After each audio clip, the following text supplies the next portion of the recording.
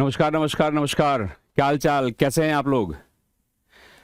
तो आज हम लोग बिहार बजट करेंगे और हम सभी लोग जानते हैं कि बीपीएससी एग्जाम में बिहार बजट का कितना महत्व है। जिस हिसाब से फैक्चुअल क्वेश्चंस पूछे जाते हैं और खास करके बजट से जो क्वेश्चंस पूछे जाते हैं, तो लास्ट ईयर भी हम लोगों ने किया था और लगभग क्वेश्चंस हमारे बजट वाले सेक्शन से ही थे, जो बजट वाले क्वेश्चंस थे। तो इस बार भी हम लोग डिटेल में बिहार बजट लेकर के आए हैं। सो उम्मीद करते हैं कि इस बार भी जो क्वेश्चंस आए बजट से, तो वो हमारे बिहार बजट वाले सेक्शन से बजट वाले सेक्शंस कवर हो जाएं। तो हम लोग शुरू करते हैं अपना बिहार बजट 2025-26। जैसा कि हम लोग पिछले कुछ वर्षों से देख रहे हैं कि हर साल जो बजट आता है वो पिछले साल से ज्यादा ही होता है। तो इस बार का भी जो बजट है वो पिछले साल से ज्यादा ही है। जैसे इस बार का जो बजट का साइज है आपका 3,16,895 करोड़ रुपए का है। इसको आप लोग वैसे ही याद रखेंगे, 3,16,000 ऐसे याद रखोगे ना, तो ऐसे ज्यादा सही रहेगा याद रखना। तो 3,16,895 करोड़ रुपए का बजट है। पिछले साल के मुकाबले 13.69% की वृद्धि है। तो पिछले साल के मुकाबले कितनी वृद्धि है? 13.69% की वृद्धि है, राइट, इस बार के बजट में। अब हम लोग इस बजट के व्याख्या में चलते हैं, लेकिन जैसा मैंने कहा कि कुछ दस्तावेज जो निकाला गया था बिहार सरकार का, वहां से हम लोग को जानकारी मिली है, उसके बारे में बात करते हैं। हम लोग जो बिहार सरकार का आर्थिक जो बजट है उसकी व्याख्या में वर्ष 2023-24 के आंकड़ों को रखा गया और बार बार बताया गया है। कारण क्या है? देखिए, 2025-26 का बजट एस्टिमेट है, बजट आकलन है। उसके एक साल पहले 2024-25 का संशोधित आंकड़ा है, लेकिन अंतिम और वास्तविक आंकड़ा आपको मिलेगा उसके एक साल और पहले, यानी कि 2023-24 का। तो इसीलिए आपके बजट विश्लेषण में बार बार 2023-24 से तुलना की गई है, 2023-24 का आंकड़ा बताया गया है। तो 2023-24 में बिहार भारत की मतलब ग्रोथ रेट की अगर हम बात करें तो तीसरा फास्ट ग्रोथ रेट वाला राज्य था। वो आप लोगों ने किया था उस साल भी, असम, तेलंगाना, फिर बिहार। तो 9.2% की आर्थिक वृद्धि के साथ 2023-24 में तीसरी सबसे बड़ी अर्थव्यवस्था थी, बढ़ती हुई बिहार की 2023-24 में। और आप लोग, जैसे हम लोगों ने एमसीक्यू में भी किया था कि स्थिर मूल्य पर प्रति व्यक्ति आय कितनी है? 36,333 रुपया। स्थिर मूल्य कहने का मतलब आधार वर्ष यानी कि वास्तविक। तो यहां पर स्थिर मूल्य भी कह सकता है या फिर वास्तविक भी कह सकता है। तो वास्तविक पर कैपिटा इनकम प्रति व्यक्ति आय कितनी है? 36,333 रुपया। और यह सालाना होता है, मतलब अगर आप मंथली जोड़ें तो 12×36 मतलब 3,000 कुछ रुपया के हिसाब से पर महीना, है ना, औसत प्रति व्यक्ति आय है। और जब हम लोग स्थिर मूल्यों पर कहते हैं, यानी कि 2011-12 के प्राइस पर, मतलब 2011-12 कीमत पर, यही आपका बेस ईयर है। लेकिन अगर वर्तमान मूल्य पर, चालू कीमतों पर देखें तो यह है 66,828 रुपया प्रति व्यक्ति आय। तो ना एक चीज का ध्यान रखिएगा कि अगर एग्जाम में पूछा जाता है कि प्रति व्यक्ति आय कितनी है और कुछ नहीं कह रहा है आगा पीछे, तो आप 66,828 मारेंगे। वैसे पूछ लेते हैं, वो बता देते हैं कि चालू कीमत पर या स्थिर कीमत पर। तो स्थिर कीमत पर 36,333 और 66,828 चालू कीमत पर है बिहार की प्रति व्यक्ति आय। ठीक है, आगे बढ़ा जाए। बिहार का जीएसडीपी ग्रोथ क्या रहा है, इस पे हम लोग चर्चा कर लेते। तो जैसा हम लोगों ने कहा था कि ये जो आंकड़े हैं, है ना, इसमें 23-24 का जो आंकड़ा है उसको, चूंकि वो अंतिम आंकड़ा है, फाइनल आंकड़ा है, तो बार बार उसके बारे में बात की जाती है। तो पहले अगर जो हमारा वास्तविकी है 2023-24, अगर इसको आप देखें, जो हमारे पास वास्तविक आंकड़ा है 23-24 का, तो उस समय बिहार की जो जीएसडीपी थी वो था 8,54,429 करोड़ रुपया। तो सकल राज्य घरेलू उत्पाद कितना था? ऐसे ही आप इसको याद कर लेंगे, 8,54,000। ठीक, 2023-24 में। वैसे इस वर्ष के बारे में बात किया जाए, 2025-26 के बारे में बात की जाए, तो 2025-26 में बिहार सरकार ने अपने बजट में कहा है कि हमारा gross state domestic product GSDP जो बजटीय आकलन है वो कितना रहेगा? 10.97 लाख करोड़ रुपया का रहेगा। 10.97, लेकिन यह बजट अनुमान है, तो इसीलिए हम कहते हैं कि यह बजट अनुमान है। और अगर पिछले साल से वृद्धि देखा जाए तो यह लगभग 20% या 22% की वृद्धि है ना। तो अगर पिछले साल से तुलना की जाए तो वृद्धि कितना रहा है पिछले वर्ष से, लास्ट ईयर से? तो लास्ट ईयर से इसका ग्रोथ जो रहा है वो रहा है 22% के आसपास। ठीक, लेकिन अगर बात की जाए कि बिहार की अर्थव्यवस्था इस साल में किस ग्रोथ रेट के साथ जाएगी, जैसे भारत वाला आपने कहा था, है ना, तो भारत वाले में किसी ने कहा कि 5.4, जैसे कि आर्थिक सर्वेक्षण में कहा गया कि 2025-26 में भारतीय अर्थव्यवस्था का ग्रोथ रेट रहेगा 5.4%। तो बाद में फिर उसको 5.5% एनएसओ के द्वारा कहा गया था, हम लोगों ने क्वेश्चनियर में भी किया था। बिहार के लिए एक्सपेक्टेड ग्रोथ रेट है 2025-26 का 12.4%। इसको, ये इंपॉर्टेंट है, ध्यान रखिएगा। 2025-26 में एक्सपेक्टेड ग्रोथ है 12.4%। तो ये ध्यान रखेंगे, है ना, ये महत्वपूर्ण है। और बाकी ये मैंने बता दिया आपको, ठीक है। ये देखो, ये क्या है, ये वर्तमान मूल्य पर है। ये जो आप देख रहे हो 8,54,000, ये वर्तमान मूल्य पर है। और चालू कीमत पर यानी कि स्थिर मूल्य पर देखेंगे तो स्थिर मूल्य पर है आपका, स्थिर मूल्य पर 4,64,540। आप हमसे कहेंगे कि सर कितना सारा डेटा याद करना पड़ेगा, तो मैं आपको ये अगर तस्वीर दिमाग में रह गई तो ठीक है, अदरवाइज आपको याद क्या करना होगा, तो याद करना है एक ये वाला, है ना, 10.97 लाख करोड़ रुपया इस साल का 25-26 का, तो 25-26 का ही ध्यान रखेंगे। और 12.4% का ग्रोथ रेट, ये दो चीज याद रखेंगे। बाकी ये जिसको मान लो याद रह गया तो ठीक है। आगे की ओर बढ़ते हैं। तो जैसा हम लोग बजट करते हैं तो बजट में ये बात पे चर्चा करते हैं ना कि भाई पैसा कहां से आ रहा है, कहां जाएगा, मतलब सोर्स क्या है बिहार सरकार का।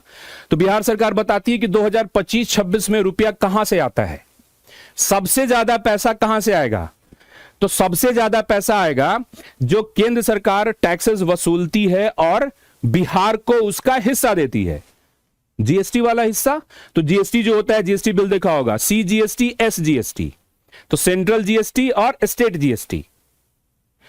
तो जो स्टेट जीएसटी वाला हिस्सा पहुंच रहा है वो कितना आएगा, 43.68%, नंबर 1 पर, उसी क्रम में सजाया गया है। सबसे ज्यादा पैसा कहां से आएगा, जो सेंट्रल टैक्स कलेक्ट करती है उसमें राज्य को जो उसका हिस्सा देती है। ऑलराइट, ये सबसे बड़ा हिस्सा है ना, 43.68%। राज्य का अपना टैक्स रिसीट कितना है, 18.77। पब्लिक बोरोविंग, लोगों से उधारी कितना ले रही है, तो बाजार से उधारी लेगी 17.58% का। और उसी तरीके से अनुदान कितना मिलेगा इसको, इस पे थोड़ा ध्यान रखेंगे। अनुदान मिल रहा है 17.21% का। तो अनुदान वाला जो सेक्शन है उसको ध्यान रखिएगा। जैसे केंद्र सरकार ने अपने बजट में कहा है कि हम 1.5 लाख करोड़ रुपया देंगे 50 साल के लिए ब्याज रहित, अगर आप पूंजीगत परिसंपत्ति निर्माण में करेंगे। बिजली के लिए खर्चा करोगे तो जीएसडीपी का 0.5% और एक्स्ट्रा देंगे। तो उसी संदर्भ में इसको भी याद रखेंगे कि अनुदान कितना मिल रहा है, एड कितना मिल रहा है, 17.21%। ठीक है, चलो, तो ये प्रमुख चीजें हैं। बाकी तो जो प्रमुख चीजें उसको मैं घेरता जा रहा हूं, उस पर आप अपना नजर बना करके रखिएगा। डेटा के रूप में अगर याद करना होगा तो इन्हीं को याद करके रखिएगा। तो इसमें अगर हम लोग चर्चा करें तो केंद्र सरकार से राज्य को सहायता अनुदान, यानी कि बिहार कितना पैसा का उम्मीद कर रहा है, तो बिहार अनुदान के रूप में 54,575.02 करोड़ रुपए, तो 54,575 करोड़ रुपए की उम्मीद कर रहा है बिहार सरकार कि हमको केंद्र से इस बार मिलेगा। और मिलना भी चाहिए, हो सकता है इससे ज्यादा मिल जाए क्योंकि चुनाव वगैरह होने वाले हैं। और इस बार का सम्राट चौधरी का बजट अगर आप लोग पढ़ते हैं, पढ़ा होगा आपने, तो उसमें मुझे तो लग रहा है कि पिछले कुछ वर्षों में पहली बार ऐसा हुआ है कि बिहार के बजट में, है ना, प्रधानमंत्री और उनके विचारों को साझा किया गया है। कि उन्होंने, वो कहते हैं कि जैसा कि भारत के प्रधानमंत्री कहते हैं सबका साथ, सबका विश्वास, सबका प्रयास, है ना, वो उसके साथ, कि उसी के साथ प्रधानमंत्री के इन विचारों के साथ मुख्यमंत्री नीतीश कुमार का जो विचार है न्याय के साथ विकास, तो चीफ मिनिस्टर नीतीश कुमार का क्या विचार है, न्याय के साथ विकास, है ना। तो इनको जोड़ करके किया है, तो संभव है कि हम लोग को अनुदान की जो गुंजाइश है वो पूरा अनुदान मिले, इससे ज्यादा भी मिले। तो अनुदान कितना, 54,575 करोड़ रुपया केंद्र से मिलने की उम्मीद है हम लोगों को। अब एक बार बात कर लेते हैं कि खर्चा कहां कहां करेंगे, जो पैसे हमारे पास आ रहे हैं उसको खर्चा कहां करेंगे। हर वर्ष के समान ही इस वर्ष भी हमारा सबसे ज्यादा खर्चा होने वाला है सामाजिक सेवाओं पर। तो जो हमारी सामाजिक सेवाएं हैं यहां लगभग 40% याद रखेंगे तो अच्छा रहेगा। 39.8%, ऐसे 40 याद रखोगे तो काम चल जाएगा। लेकिन देखो 40 में एक दिमागी उलझन भी हो जाएगा, आप ऑप्शंस में 4 खोजने लगेंगे, तो थोड़ा संभल करके 39.8% सबसे ज्यादा हमेशा की तरह। और उसके बाद सामान्य सेवाएं 28.94% और आर्थिक सेवाएं 23.58%। ठीक, हम लोग इनके बारे में चर्चा करेंगे अभी थोड़ा आगे, है ना। तो सबसे ज्यादा सामाजिक सेवाएं, फिर सामान्य सेवाएं, फिर आर्थिक सेवाओं पर खर्चा करेगी बिहार सरकार। विभागीय अगर हम लोग बात करें, है ना, जैसे स्कीम आउटले के बारे में भी चर्चा करेंगे, है ना। तो अगर हम लोग स्कीम आउटले यानी कि जो स्कीम या योजना परिव्यय या उदव्यय आपको मिलेगा देखने के लिए, है ना। योजनागत उदव्यय की बात करें जो कि पहले हर साल 1 लाख करोड़ होता था, इस बार उससे ज्यादा है, राइट। तो इसमें सबसे ज्यादा पैसा कहां दिया गया है, तो नंबर 1 पर है आपका वही जो पिछले साल भी था, शिक्षा विभाग। शिक्षा विभाग को सबसे ज्यादा पैसा दिया जा रहा है। कितना प्रतिशत इस बार याद रख लेना। अच्छा, जैसे मैं आपको एक चीज बताऊं ना, कई बार आपके पास जो मटेरियल आता है ना सरकार के द्वारा, वहां से क्वेश्चंस भी क्लिक होते हैं। जैसे सवाल बनाने वाला भी तो यही डॉक्यूमेंट देख रहा है ना, अब उसको क्या दिख रहा है, पहले सरकार जो है पिछले साल ये परसेंटेज साथ में नहीं लिख रही थी, इस बार इन्होंने साथ में परसेंटेज भी लिखा है। तो संभव है कि वो सीधा सीधा पूछ लेगा कि कितना प्रतिशत। तो यह ध्यान रखिएगा 19.44%। तो इस बार सबसे ज्यादा शिक्षा विभाग पे खर्चा हो रहा है विभागीय खर्चों में स्कीम आउटले के अंतर्गत, और 19.44, 19.5 भी याद रखेंगे तो चलेगा काम, 19.5%। टोटल वैल्यू रहने दो, ज्यादा नहीं याद कर सकते, 19.5%। अच्छा, दूसरे नंबर पर है, ये कंफ्यूज करता है, ध्यान रखिएगा। दूसरे नंबर पर है ग्रामीण विकास और चौथे नंबर पर है ग्रामीण कार्य विभाग। ये दोनों क्या होता है, ग्रामीण कार्य और ग्रामीण विकास। वैसे मैं हर क्लास में आपको बताता हूं, ग्रामीण विकास यानी कि रूरल डेवलपमेंट से संबंधित इसमें सारी चीजें चली जाती हैं, लेकिन ग्रामीण कार्य विभाग जो है ये वाला, ये रोड के लिए, रूरल रोड का ये काम करता है, ग्रामीण सड़कों को देखता है ये। तो सड़कों पर काफी काम हुआ है। तो जो ग्रामीण कार्य विभाग है, ग्रामीण कार्य विभाग को चौथे नंबर पे 7.53%, है ना, एलोकेट किया गया है चौथे नंबर पर, लेकिन ग्रामीण विकास को इससे ज्यादा है।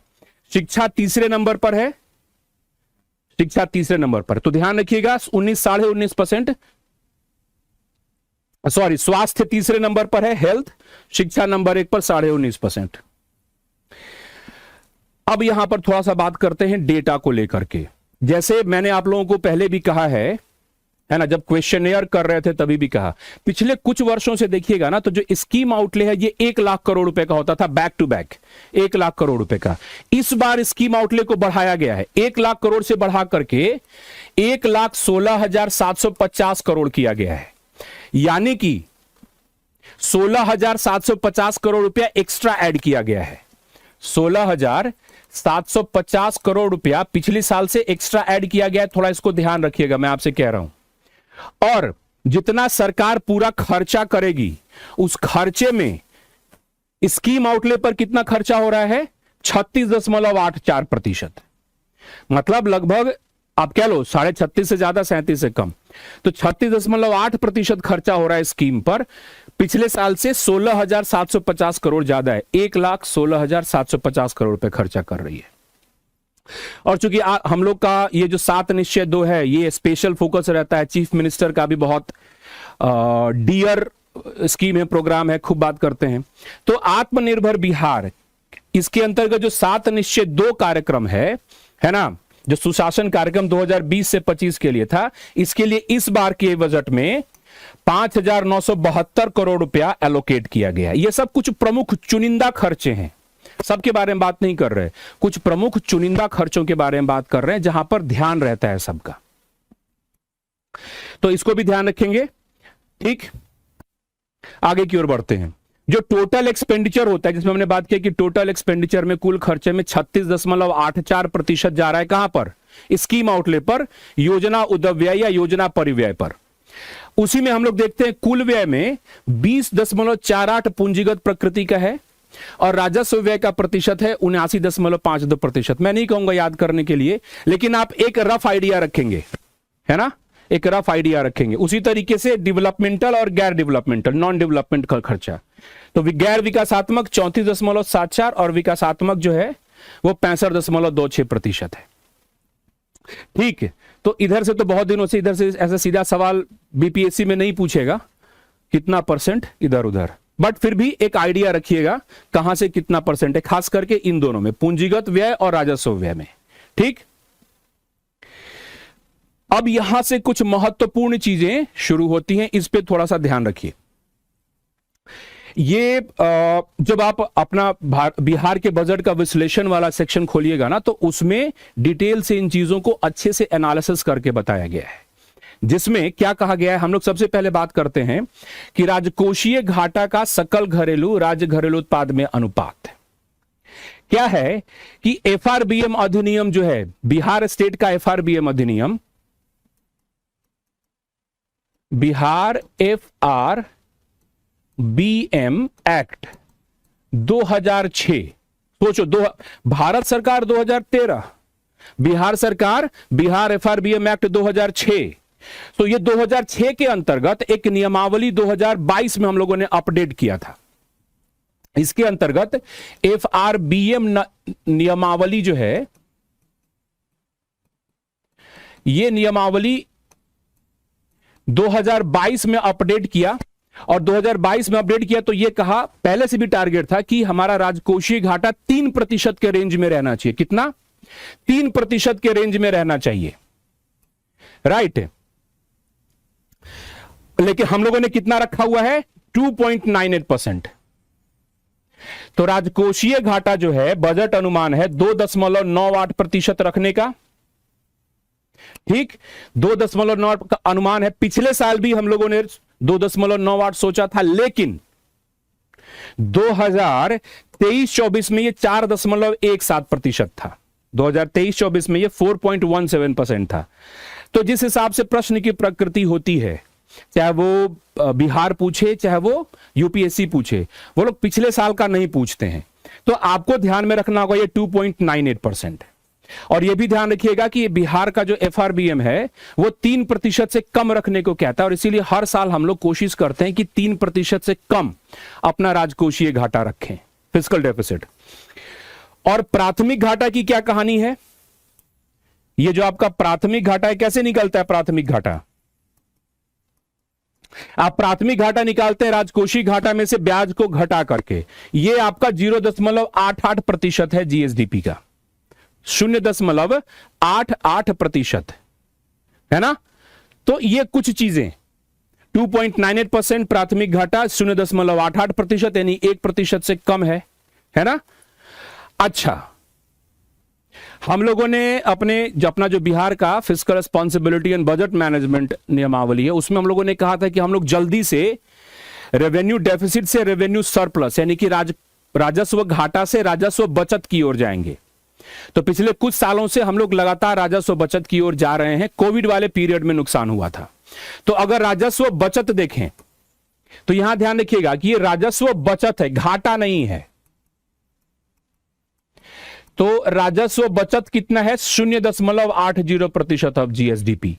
ये पिछले साल भी राजस्व बचत था, इस बार भी राजस्व बचत है। तो थोड़ा सा यहां पर याद कर लेंगे, पूछ सकते हैं ना। राजस्व घाटा नहीं है, राजस्व बचत है, ध्यान रखिएगा।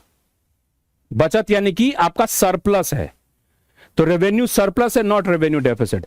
एक जानकारी और, आप लोग क्या सोचेंगे, जानकारी चाहिए, जैसे कि जब आप लोग केंद्र सरकार का बजट पढ़ते हैं, उसमें हम लोग 4 प्रकार के घाटे देखते हैं। ये 3 जो अभी चर्चा किया हमने, राजकोषीय घाटा, फिस्कल डेफिसिट, प्राथमिक घाटा, प्राइमरी डेफिसिट, रेवेन्यू डेफिसिट, राजस्व घाटा, और एक चौथा पढ़ते हैं इफेक्टिव रेवेन्यू डेफिसिट, प्रभावी राजस्व घाटा। यहां पर प्रभावी राजस्व घाटे की चर्चा नहीं होती है राज्यों को, क्यों? क्योंकि राज्य किसी और को अनुदान तो दे नहीं रहे, अब तो राज्य ही है, केंद्र से अनुदान मिलता है। तो 3 प्रकार के घाटे। तीसरा घाटा जो आपने देखा रेवेन्यू, ये सरप्लस में आ गया है, तो ये ध्यान रखिएगा, है ना? यस। तो जो इंपॉर्टेंट चीज है वहां पर मैं आप लोगों का ध्यान खींच रहा हूं, है ना? यस। अब एक और चीज रहती है, राज्यों को सलाह दिया जाता है ना? और यह हर साल बताया जाता है आपको कि कुल राजस्व प्राप्ति में ब्याज भुगतान का हिस्सा कितना रहेगा राज्य सरकार का। जैसे क्या है, ब्याज भुगतान राजस्व व्यय होता है, रेवेन्यू एक्सपेंडिचर होता है, बहुत बड़ा हिस्सा जो है वो उधर ही चला जाता है ब्याज भुगतान में। तो जो आपका ये राजस्व व्यय में, है ना, राजस्व प्राप्तियों में ब्याज भुगतान का जो अनुपात होता है, इसको बहुत जरूरी माना जाता है और उसको स्टडी किया जाता है कि देखने के लिए कि आपके राज्य की वित्तीय व्यवस्था प्रबंधन किस प्रकार से है ना? तो इस बार के बजट अनुमान में हम लोगों ने 8.82% रखा हुआ है कि हमारा जो राजस्व प्राप्ति होगा उसका 8.82% हम लोग खर्चा करेंगे किस पर? ब्याज के भुगतान में, है ना? और 10% के रेंज में रहे तो इसको अच्छा मानते हैं। ये थोड़ा याद कर लीजिएगा, मतलब सूचना के लिए, इंफॉर्मेशन के लिए, कि यह 10% की सीमा में अच्छा माना जाता है। तो 10% की सीमा में अच्छा माना जाता है। पिछले साल हम लोगों ने 9.05 और वास्तविक में देखा जाए तो 9.11, तो हम लोग सही ट्रैक पर हैं, we are on the right track. और उसके हिसाब से देखा जाए तो 8.82% का अनुमान रखा गया कि राजस्व प्राप्तियों का कितना पैसा आप ब्याज भुगतान में दे रहे हैं, है ना? 10% से कम रहे तो अच्छा है। हम लोगों ने लक्ष्य किया है 8.8% का, इतना ध्यान रहना चाहिए। और इसी क्रम में एक और चीज जो कि हर साल के बजट के लिए जो वित्त आयोग है, फाइनेंस कमीशन है, वो भी राज्यों को कुछ अनुशंसा करता है, बताता है ना, कि कितना आपका आउटस्टैंडिंग टोटल डेट रहना चाहिए। मतलब ऐसे समझो कि राज्य के ऊपर कुल कितना कर्जा होना चाहिए, हर प्रकार का कर्जा। तो राज्य सरकार के ऊपर जो हर प्रकार का कर्ज है वो आपके जीएसडीपी का कितना होना चाहिए, ठीक? तो उस क्रम में अगर देखा जाए तो 15वां वित्त आयोग ने बताया कि आपका टोटल बकाया ऋण, यानी कि आउटस्टैंडिंग डेट जो आपको चुकाना है, अभी आपने दिया नहीं है, आपके सर पर है, तो वो टोटल बकाया ऋण इस बार के लिए, यानी कि बजट 2025-26 के लिए, ये है सुझाव 39.30%। ये ब्लू वाला देखो, 15वें वित्त आयोग ने अनुशंसा की है कि राज्य सरकार, बिहार सरकार जो है वो अधिक से अधिक 39.30% का ही टोटल ऋण रखे अपने जीएसडीपी का। और हम लोगों ने क्या लक्ष्य किया है? 37.04%। यानी कि जो वित्त आयोग ने हमको सुझाया है उससे कम ही रखा है। हर साल उससे कम रखते हैं। पिछले साल 39.9 था, हमने 37.07% रखा था। उसके पिछले साल 2023-24 में 40.4 था, हमने अचीव किया 38.94। मतलब जो वित्त आयोग हमको अनुशंसा कर रही है, हम उसी रेंज में इसको रख रहे हैं, ठीक? तो ये हो गया कुल बकाया ऋण जो कि 37.04% का टारगेट रखा है, और ये वित्त आयोग की अनुशंसा के भीतर है। वित्त आयोग ने अनुशंसा किया है 39.3%। ये जो आपका कुल बकाया ऋण है, इसी का एक हिस्सा होता है बकाया सार्वजनिक ऋण, यानी कि आउटस्टैंडिंग पब्लिक डेट। ये स्लाइड इंग्लिश में भी है यहां पर। आउटस्टैंडिंग पब्लिक डेट ये 2025-26 के लिए अनुमानित है 32.24%। तो ये आउटस्टैंडिंग पब्लिक डेट है, और ये टोटल आउटस्टैंडिंग डेट है जो कि 37.04% है। ये सवाल पूछे जाने से ज्यादा है कि ये सवाल अगर पूछेगा तो पूछेगा। तो you have got the slide in English as well, right? तो ये वाला थोड़ा ध्यान रखिएगा आप लोग। तो जो वित्त आयोग की अनुशंसा है, हम उसके रेंज में हैं, हम उससे बाहर नहीं हैं। अब थोड़ी सी जानकारी ले लेते हैं, अभी तो और भी चीजों के बारे में बात करनी है। अब थोड़ी सी जानकारी ले लेते हैं महिलाओं को लेकर के सरकार क्या खर्चा कर रही है। ठीक, तो जैसा कि आपके एग्जाम में भी पूछा था, जेंडर बजट जो है बिहार में 2008-9 से शुरू किया गया।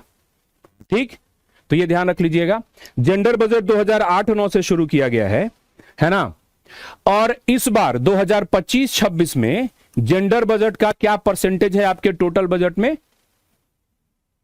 यह पूछा जाता है सवाल, ध्यान रखिएगा। तो 2025-26 में 15.35% अनुमानित है, मतलब जितना खर्चा, जितना बजट एलोकेट किया गया है उसका 15.35% महिलाओं के ऊपर खर्चा होगा। और ये खर्चे दो प्रकार के, एक पूरा 100% महिलाओं पे खर्चा होगा जो भाग ए में आता है, और एक 30% से ज्यादा और 100% से कम जो भाग बी में आता है, पार्ट बी में आता है। कुल मिलाकर के 15.35% है आपका जेंडर बजट फॉर 2025-26। ठीक, यस। 23-24 का जो एक्चुअल है आपका, 23-24 का आपके पास एक्चुअल्स है ना, एक्चुअल डेटा है, उसमें 30.03% यानी कि 1/3 खर्चा किया था हमने। सोचो 23-24 में 1/3 लगभग हो गया ना, 30% महिलाओं के ऊपर खर्चा हुआ था। इस बार हमने प्रस्तावित किया है 15.35%। अच्छा, यह तो बजट की बात हो गई। अब बात कर लेते हैं कि इस साल जो हम लोग खर्चा करेंगे महिलाओं के ऊपर, वो हमारे जीएसडीपी का कितना, मतलब बिहार के जीएसडीपी का कितना प्रतिशत है। तो बिहार के जीएसडीपी का प्रतिशत होगा ये 4.43%।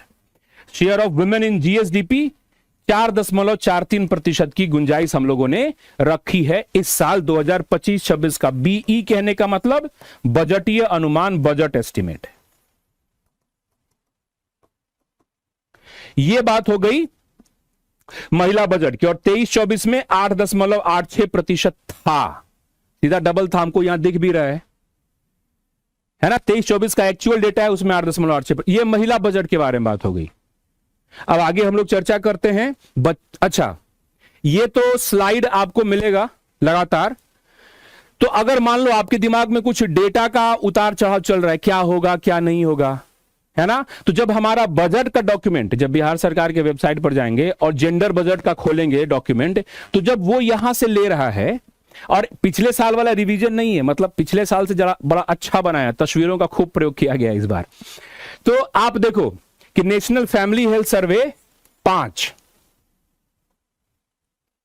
ये हमारे पास लेटेस्ट है। नेशनल फैमिली हेल्थ सर्वे 5 का डेटा है 19-20। पहले चरण में बिहार का कैलकुलेशन हो गया था। अगर उसके हिसाब से देखें तो आपके पास कुछ डेटा है, जैसे साक्षरता में क्या है महिलाओं की स्थिति, 55% है ना। बाकी ये सारी जानकारी, संस्थागत प्रसव कितना होता है, 76.2% है ना। और उसी तरीके से है घरेलू कामकाज में आमतौर पर हिस्सा लेने वाली वर्तमान में विवाहित महिलाएं। तो ये डेटा आप लोग देख लीजिएगा, आप अपने हिसाब से ध्यान रखें। कोई जरूरी नहीं है कि ये आपसे एग्जाम में पूछेगा ही, है ना। ये वैसे सेंसस वाला डेटा है। इसको आप लोग, इसमें से अगर आपको ध्यान में रखना होगा, मैं आपसे एमसीक्यू में ये सारे सवाल पूछ लूंगा, ठीक है।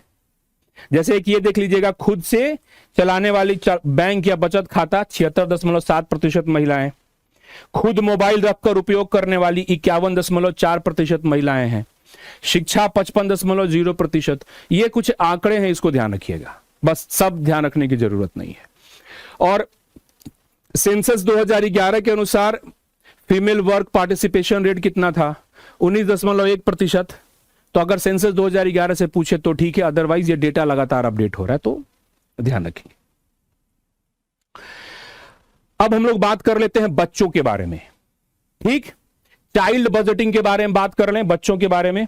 अगर बच्चों के बारे में चर्चा की जाए तो, है ना, चाइल्ड बजटिंग यानी कि बाल बजट, बाल कल्याण बजट। सो बाल कल्याण बजट की शुरुआत बिहार में कब से हुई, 2013-14 से। 2013-14 से हमारे यहां बाल कल्याण बजट की शुरुआत हुई बिहार में, ठीक। इस बार के बजट में बच्चों का हिस्सेदारी कितना है? 19.4%।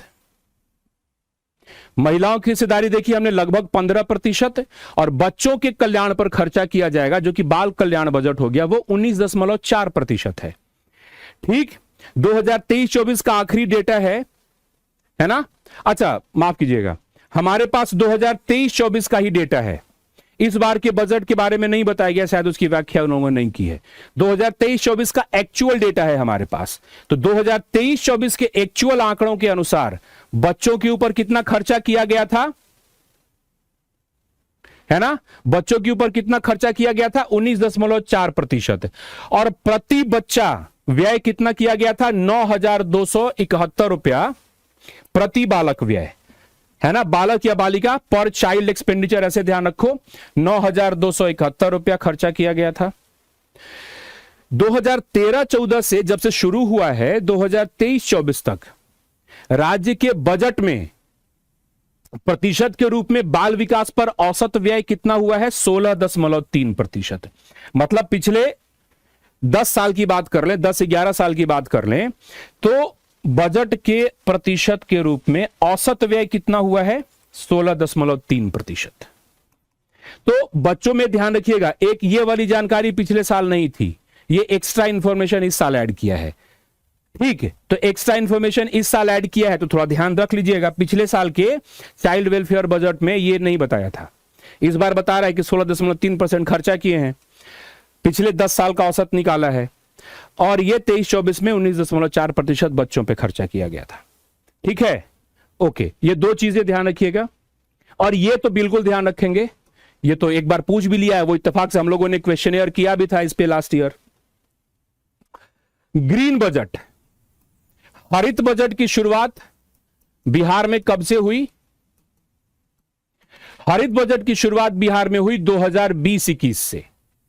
ग्रीन बजट है कि पर्यावरण को बढ़िया रखने के लिए बिहार सरकार क्या खर्चा कर रही है, कितना खर्चा कर रही है, और बजट का कितना प्रतिशत है।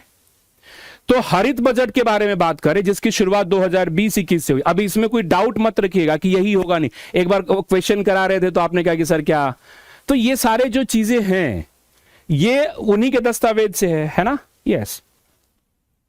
तो इस बार के बजट में जो आपका बजट अनुमान है वो 4.92%, यानी कि नहीं ध्यान रखेंगे आप, सीधे 4.92 याद रखो। कारण यह है कि ना कि वो तस्वीर बन जाती दिमाग में, अगर आप लगभग 5 याद रखेंगे तो दिक्कत कर जाएगा प्री में, वो आपको 5 का लेटर खोजने लगेंगे, तो आप ऐसे याद रखो 4.9। तो हरित बजट का हिस्सा 4.92%। और अगर बिहार के जीएसडीपी की बात करें, share of green budget in the state GSDP, वो 1.42%। ये दो आंकड़े हैं ये हरित बजट को लेकर के। बाकी तो बहुत सारी चीजें हैं, सरकार क्या कर रही है, क्या खर्चा कर रही है, क्या योजनाएं चला रही हैं, लेकिन वो हमारे बजट का हिस्सा नहीं है, उसको हम लोग मेंस में चर्चा करेंगे। लेकिन इससे संबंधित कुछ सम्राट चौधरी ने बातें कही हैं, अनाउंसमेंट है, उस पर हम लोग चर्चा करेंगे। तो अब आ जाते हैं, ये रहा आपका डेटा का पूरा कहानी। अब आ जाते हैं, है ना, जो कि आप लोगों का मन लगता है करने में, क्या क्या घोषणाएं की गई हैं उस पर बात करते हैं। तो कहा गया है कि जैसे सरकार हर साल ना कर्जे बांटती है, तो इस साल जो है सरकार के द्वारा 1543 करोड़ रुपया का ऋण बांटा जाएगा। इस बार सरकार 1543 करोड़ का ऋण बांटेगी, वो महत्वपूर्ण नहीं है।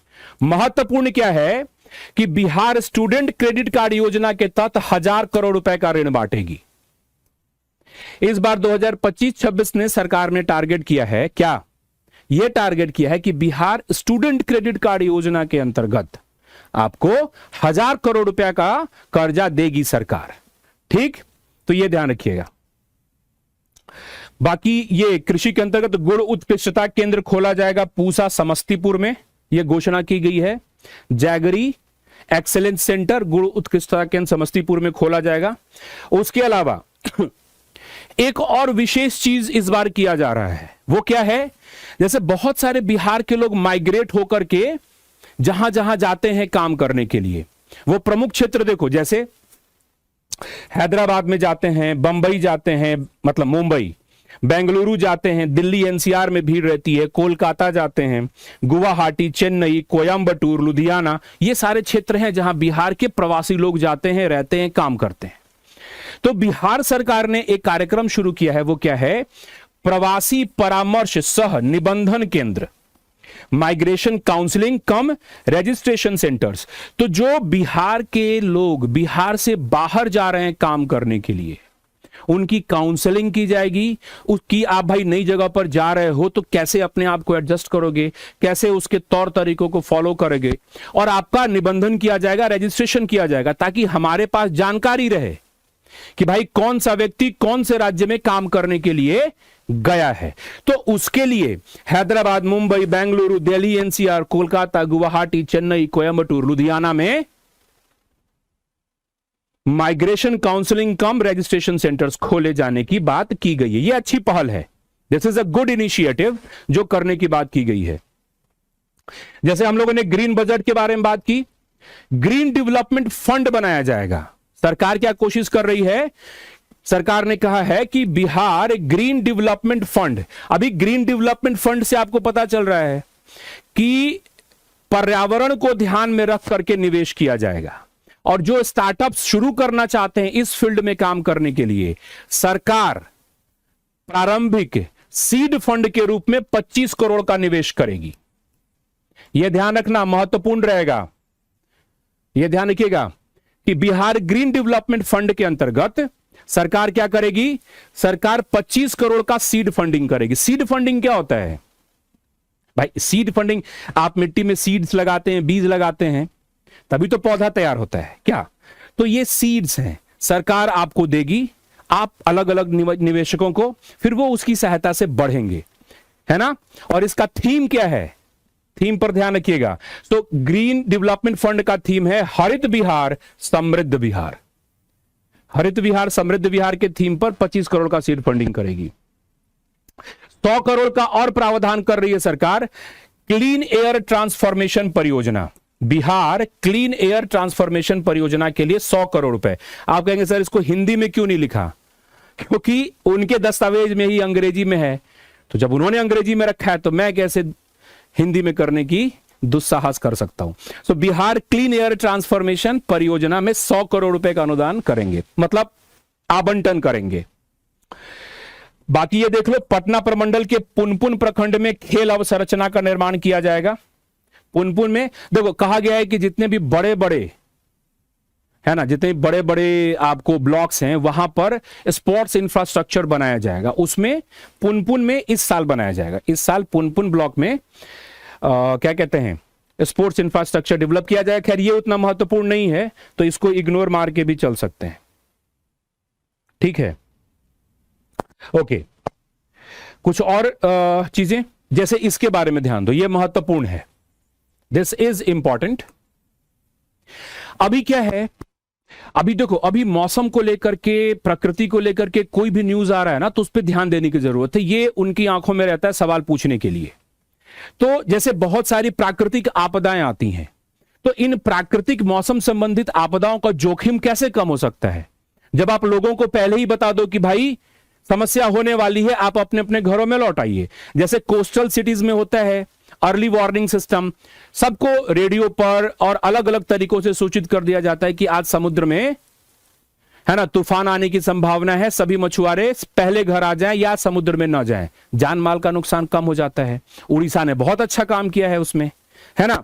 उसी तर्ज पर हम लोग पहले चरण में पश्चिम चंपारण और भागलपुर में क्या बनाने वाले हैं? पहले चरण में पश्चिम चंपारण और भागलपुर में इस साल क्या बनाने वाले हैं? Hybrid Doppler weather radar network.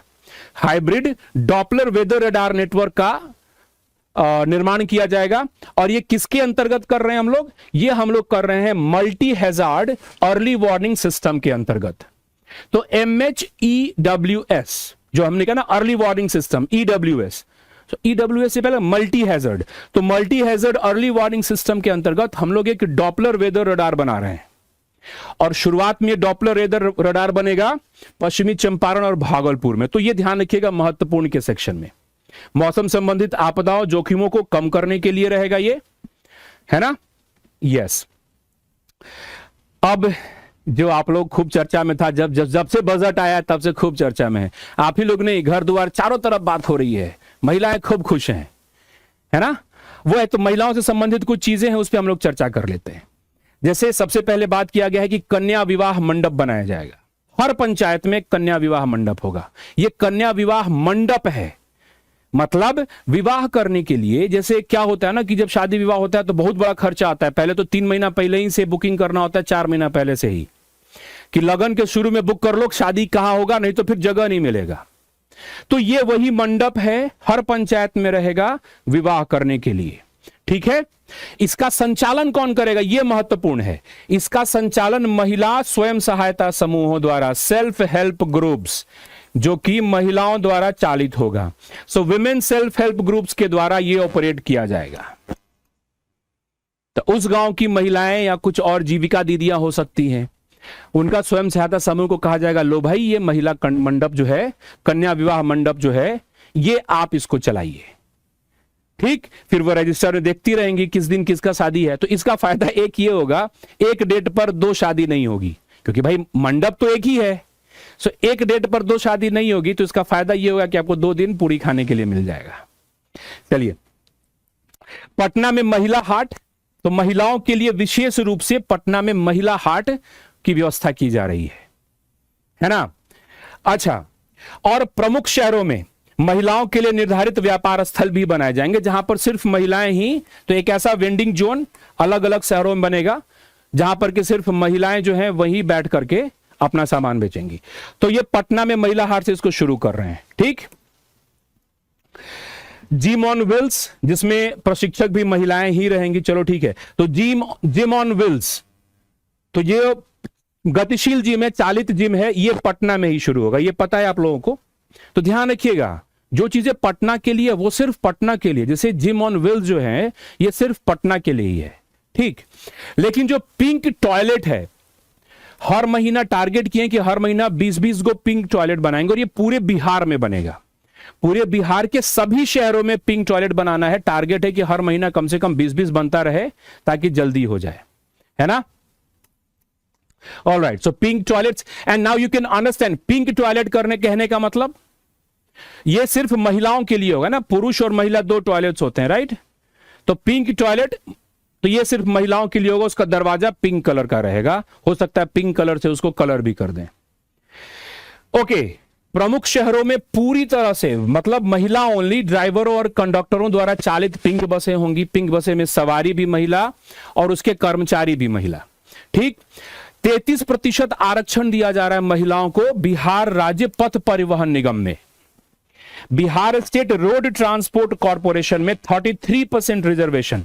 सब काम के लिए नहीं है, इसमें 3 पदों को चुना गया है। जैसे अगर आप ड्राइवर बनना चाहती हैं, अगर आप उसमें कंडक्टर बनना चाहती हैं, या आप डिपो मेंटेनेंस पोजीशन पर जाना चाहते हैं, डिपो को मेंटेन करना है, मेंटेनेंस, 3 पदों पर, ड्राइवर, कंडक्टर और डिपो मेंटेनेंस, है ना, पदों पर अगर परीक्षा होगा तो 33% आरक्षण महिलाओं को दिया जाएगा। क्यों? क्योंकि इधर से 33% लेकर के आएंगे तभी तो वो पिंक बसों में जाएंगी। तो पिंक बसों के लिए ड्राइवर कंडक्टर चाहिए, तो वो यहां से उनको रिजर्वेशन दे रही है सरकार, ठीक। तो ये दोनों आपस में इंटरकनेक्टेड है। आगे आइए, अगर ये तो पहले से भी योजना थी, इसको फिर से सरकार ने याद दिलाया है। पहले से भी योजना चल रही थी कि ये हम लोगों ने पिछले साल भी बात चर्चा की थी कि अगर कोई महिला व्यवसाय के दृष्टिकोण से ई रिक्शा खरीदती हैं या 2 पहिया वाहन खरीदती हैं, तो उनको 2 व्हीलर्स का कमर्शियल यूज क्या होगा, एटलीस्ट 3 व्हीलर्स होना चाहिए। तो उसमें 2 पहिया वाहन लिखा था, तो मुझे नहीं समझ 2 व्हीलर्स का कमर्शियल यूज क्या। 2 व्हीलर्स तो बाइक ही होता है ना, और क्या होता है 2 व्हीलर्स। तो ये थोड़ा सा इस पे एक बार देखना पड़ेगा, इसको कंफर्म करना पड़ेगा। उस समय मेरे दिमाग में नहीं आया, अभी आ रहा है। मतलब कमर्शियल पर्पस के लिए 2 व्हीलर मतलब बाइक ही होता है, इसका क्या कमर्शियल पर्पस होगा। तो खैर, लेकिन अगर आप ई रिक्शा खरीदती हैं कमर्शियल पर्पस के लिए, तो सरकार आपको छूट देगी व्यावसायिक उपयोग के लिए। हां, जैसे 2 व्हीलर्स का यूज होता है, जैसे जो लोग खास करके मध्य प्रदेश सरकार 2 व्हीलर्स के लिए लोन देती है, उन लोगों को जो मछली की खेती करना चाहते हैं। अभी क्या है, मछली का उत्पादन किया आपने, अभी उसको शहर ला करके बेचना है, तो मध्य प्रदेश सरकार दो चीजें देती है, खरीदने के लिए बाइक छोटा सा, और उसके साइड में लटकाने के लिए जो रेफ्रिजरेशन ऐसा ठंडा रखने वाला जो एक यंत्र होता है वो भी देती है खरीद करके, उसके लिए सब्सिडी, ताकि आप मछली को उसमें रखेंगे तो मछली खराब नहीं होगी। तो वहां पर ये टू व्हीलर्स हो सकता है। और उसके साथ साथ प्रमुख शहरों में केवल महिलाओं के लिए वाहन संचालन प्रशिक्षण केंद्र भी, ये सब जुड़ा हुआ है।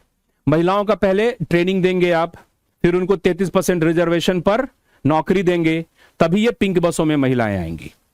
ठीक है, तो अब थोड़ी दिनों में आपको आश्चर्य नहीं होगा, ऐसे आश्चर्य होता है महिला ड्राइवर को देख करके, अब आश्चर्य नहीं होगा, कुछ दिनों में लगेगा कि हाँ भाई चलो।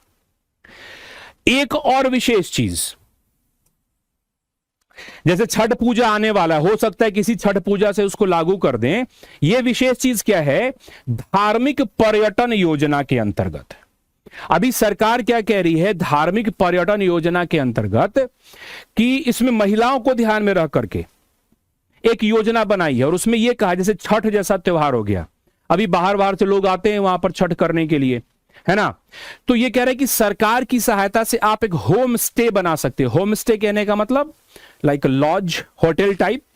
तो ये होटल और लॉज तो आपको अलग से बनाना पड़ेगा, आप इसकी व्यवस्था अपने घर में कर सकते हैं। एक तल्ला और बना लिया, वहां पर सुविधाएं दे दी, ये होम स्टे हो गया, है ना। तो अब कोई व्रती आ रहे हैं उस क्षेत्र में त्योहार के लिए, तो वो वहां पर आके रुक सकते हैं, राइट। तो सरकार की सहायता से होम स्टे सुविधा प्रदान कर सकती है, राइट। तो ये महिलाओं को एक सुविधा दी गई है, किसके अंतर्गत, धार्मिक पर्यटन योजना के अंतर्गत महिलाएं होम स्टे बना सकती हैं, है ना, रिलीजियस टूरिज्म स्कीम, छठ जैसे त्योहारों में, ठीक है, ऑल राइट। अच्छा, एक और चीज देखो, यहां पर कह रहा है कि महिला, अच्छा ये आप लोगों को शायद यहां पर कंफ्यूजन होगा, तो इसको दूर कर लीजिएगा। महिला कांस्टेबल लोग को, जो पुलिस में महिला कांस्टेबल है, उनको कहा गया है कि थाने के पास आवासीय सुविधा दी जाएगी, लेकिन फ्री नहीं है ना। बहुत स्टूडेंट कहते हैं कि सर ये फ्री है क्या, नहीं फ्री नहीं है, रेंट पर ही मिलेगा, किराए पर ही मिलेगा। लेकिन बड़ी चीज ये है कि आपको ये सुविधा उपलब्ध हो जाएगी, अब दूर दराज से आपको आना नहीं पड़ेगा। तो ये महिला कांस्टेबल्स के लिए कक्षा 1 से 10 तक की सामान्य श्रेणी के विद्यार्थी, मतलब सामान्य श्रेणी के विद्यार्थी भी इसमें सम्मिलित है, ऐसे जान लो आप। और सारे लोग तो हैं ही, उसके साथ साथ सामान्य श्रेणी के विद्यार्थी और जो छात्राएं हैं, लड़कियां हैं, उनको जो छात्रवृत्ति दिया जाता था उसको दोगुना किया जाएगा। तो ये तो सरकार कर ही रही है, शिक्षा पे सबसे ज्यादा खर्चा कर रही है, आपको पता है। कुछ स्वास्थ्य संबंधित जानकारी इसको भी देख लेते हैं, जैसे कि जितने भी अनुमंडल स्तर हैं, है ना, वहां पर एक रेफरल हॉस्पिटल बनाया जाएगा। अभी हमारे यहां दिक्कत क्या है कि तबीयत खराब होगी, सरकारी अस्पताल में ले गए, बड़ा हॉस्पिटल, वो कहता है कि इसको रेफर कर दो पटना। अब आदमी को तुम क्या कहते हैं, उसमें डाल करके पटना लेकर के जाओगे, उतने में भगवान जाने क्या होगा। तो वहीं पर एक रेफरल हॉस्पिटल, तो रेफरल हॉस्पिटल जो होगा वो उच्च क्वालिटी की सुविधाएं होंगी उसमें, और डॉक्टर भी बेटर स्टैंडर्ड के होंगे, क्योंकि वहां से रेफर किया गया, यहां पर विशेष ध्यान दिया जाएगा। सो हर अनुमंडल में एक रेफरल अस्पताल का निर्माण करने की बात की जा रही है। देखते हैं, बिहार कैंसर केयर सोसाइटी की स्थापना और कैंसर अस्पताल की स्थापना बेगूसराय में, ये आप लोगों ने याद किया होगा। तो कैंसर अस्पताल बेगूसराय में और कैंसर केयर सोसाइटी की स्थापना की जाएगी। बिहार में महावीर कैंसर संस्थान जो है ये बहुत ही प्रसिद्ध है, यहां पर अच्छा इलाज भी होता है। लोक स्वास्थ्य प्रबंधन संवर्ग का सृजन किया जाएगा। खैर ये आपसे एग्जाम में नहीं पूछेंगे, ये उनकी जानकारी है। ध्यान क्या रखना है, यहां पे दो चीजें, एक कि जो मेडिकल कॉलेज खुलवा रही है सरकार, वो सरकार कह रही कि पीपीपी, पब्लिक प्राइवेट पार्टनरशिप पर खुलेगा, यानी कि जन निजी भागीदारी पर खुलेगा। ये निजी जन भागीदारी पीपीपी पर खुलेगा, यहां देख लो आप, पब्लिक प्राइवेट पार्टनरशिप पर। एक ये चीज है खास, इस पर ध्यान दीजिएगा, नगर चिकित्सा सुविधा केंद्र, शहरी क्षेत्रों में नगर चिकित्सा सुविधा केंद्र खुलेगा। किसके लिए, ये उन लोगों को फोकस करेगा, कौन, जो कि वंचित वर्ग के लोग हैं। जैसे आप लोगों ने अपने शहर में देखा होगा कि कुछ एरिया स्लम्स के रूप में डेवलप्ड हैं, वहां उनको बहुत सारी स्वास्थ्य संबंधित समस्याएं रहती हैं। तो स्लम के लोगों के लिए, वंचित वर्ग के लोगों को टारगेट किया जाएगा। और अभी 109 नगर चिकित्सा सुविधा केंद्र की बात की गई है। वैसे मैं आपको बताऊं कि ये भाषण में तो 109 नहीं मिला, लेकिन मैं स्पीडी पढ़ रहा था तो वहां पर 109 मिला है। तो इसको देख लेंगे। अब मैं आपको सोर्स मेंटेन बता दे रहा हूं, इसका सोर्स क्या है, क्योंकि उस पर भरोसा रहता नहीं है, लेकिन थोड़ा अलग सोर्स था इसीलिए बता दे रहा हूं। 109 उसमें मेंशन है, बाकी वैसे भाषण में मिला नहीं, अलग से उनके पास होगा कोई। आगे आते हैं हवाई अड्डों के बारे में। पूर्णिया में हवाई अड्डे का काम जारी है, इसको इस साल से एक्टिव करने का प्लान है। राजगीर, सुल्तानगंज भागलपुर के पास रक्सौल हवाई अड्डा, रक्सौल में हवाई अड्डा की योजना है, इनको बनाया जाएगा। और उड़ान योजना के अंतर्गत छोटे छोटे हवाई अड्डे बनाने पर ध्यान दिया जा रहा है। उड़ान योजना के अंतर्गत आप देख लो, उड़ान योजना के अंतर्गत आपका एक तो मुजफ्फरपुर एयरपोर्ट हो गया, उसके साथ साथ smaller airports like Bhagalpur, Valmiki Nagar, Virpur, Madhubani, Munger और Saharsa will be developed under Udan. तो क्या एग्जाम में इनके नाम पूछेगा? नहीं पूछेगा नाम। तो अगर आपके पास समय की कमी है, इधर ध्यान देने की जरूरत नहीं है, इस पे थोड़ा देख लेना। बाकी पूर्णिया वाला याद रखना, अगर पूछना होगा इन दोनों में से पूछेगा, इधर नहीं पूछेगा कि उड़ान योजना के अंतर्गत क्या है या नहीं है, इतना नाम नहीं पूछेगा। तो फिर भी आप लोग ध्यान रख लेंगे, याद रख लेंगे। कुछ कृषि संबंधित घोषणाएं की गई हैं, जैसे 21 कृषि उत्पादन बाजार प्रांगण का आधुनिकीकरण किया जाएगा। 21 एग्रीकल्चरल प्रोडक्शन मार्केट प्रेमिसेस, इसका आधुनिकीकरण करेंगे। ठीक, अच्छा, जैसा हम लोगों ने पहले भी कहा है कि जो 3 प्रमुख दालें हैं उसको 4 साल के लिए खरीदेगी, केंद्र सरकार ने भी कहा है। उसी से मिलकर के बिहार सरकार ने किया है कि एनसीसीएफ और नाफेड के साथ समन्वय करके अरहर, उड़द और मसूर को एमएसपी पर खरीदा जाएगा। और तरकारी सुधा आउटलेट, तो तरकारी सुधा आउटलेट की कहानी यह है कि ध्यान रखिएगा, इसको किसके द्वारा? वेज फेड के द्वारा खोला जाएगा। तरकारी सुधा आउटलेट कौन खोलेगा? वेज फेड के द्वारा खोला जाएगा। So primary vegetable producer cooperative जो है सोसाइटी, पीवीसीएस जो है, ये पीवीसीएस मार्केटिंग का काम करती है ना। वेज फेड जो है ये तरकारी सुधा आउटलेट खोलेगा, तो वहां पर आपको सब्जियां मिलेगी। ये ऐसा कोई नई चीज नहीं है तरकारी सुधा आउटलेट, ये अमूल का, मदर डेयरी का आउटलेट पूरा दिल्ली एनसीआर में है। वहां पर हर तरीके की सब्जियां, बटर वगैरह, दूध वगैरह सब मिलता है ना। ये मदर डेयरी जैसा चल, उसी के तर्क पे ये चल रहा है तरकारी सुधा। खोलेगा कौन? वेज फेड, है ना। तो वेज फेड कहने का मतलब Bihar state vegetable processing and marketing federation, इतना बड़ा नाम है, तो ध्यान रखिएगा। Veg fed centre of excellence 2 जगह खोला जा रहा है। ये जानकारी भी मैं आपको बता देता हूं, सोर्स आपका स्पीडी ही है, क्योंकि मुझे यह लग रहा है कि ये घोषणाएं पहले से भी हैं, तो स्पीडी से है। सेंटर ऑफ एक्सीलेंस में पोषक अनाजों पर अनुसंधान टनुकुंपा गया में है, वहां पर चलेगा। और पान पर बिंदुपुर वैशाली, ये 2 साल से मैं करा रहा हूं पान को लेकर के centre of excellence. So I do not find कि ये नया है कुछ, सरकार बार बार घोषणा कर देती है कि ये करेंगे ये करेंगे, ये उसी श्रेणी में है। ठीक है, तो सोर्स बताना इसलिए जरूरी क्योंकि फिर कहेंगे सर आप ये वो।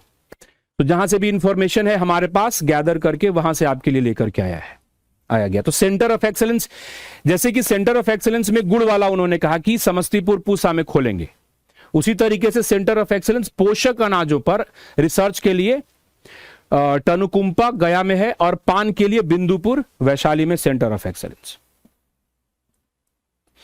अच्छा, तो ये सारी बातें हो गई। कुछ और हम लोग एमसीक्यू करेंगे, तो और भी देखूंगा नीचे, और भी बहुत सारा बड़ा डॉक्यूमेंट है उनका, तो और खंगाला जाएगा। कुछ ऑथेंटिक चीज अगर ढंग की मिलेगी तो उस पर हम लोग चर्चा करेंगे। उसके अलावा केंद्रीय बजट में बिहार के लिए क्या घोषणा है, तो मखाना बोर्ड की स्थापना किया जाएगा। बहुत दिनों से, कई सालों से कहा जा रहा है कि बिहार में एक फूड प्रोसेसिंग टेक्नोलॉजी को लेकर के इंस्टीट्यूशन खोला जाएगा। संभव है इस बार इसका शिलान्यास हो जाए। बहुत साल से कहा जा रहा है कि फूड प्रोसेसिंग टेक्नोलॉजी को लेकर इंस्टीट्यूट खोलेंगे, इस बार हो सकता है हो जाए। 2014 के बाद जितने भी आईआईटीज खुले हैं, 5 आईआईटीज में बिहार का आईआईटी पटना भी है, उसका क्षमता विस्तार किया जाएगा। केंद्र सरकार के बजट में हम लोग चर्चा कर चुके हैं।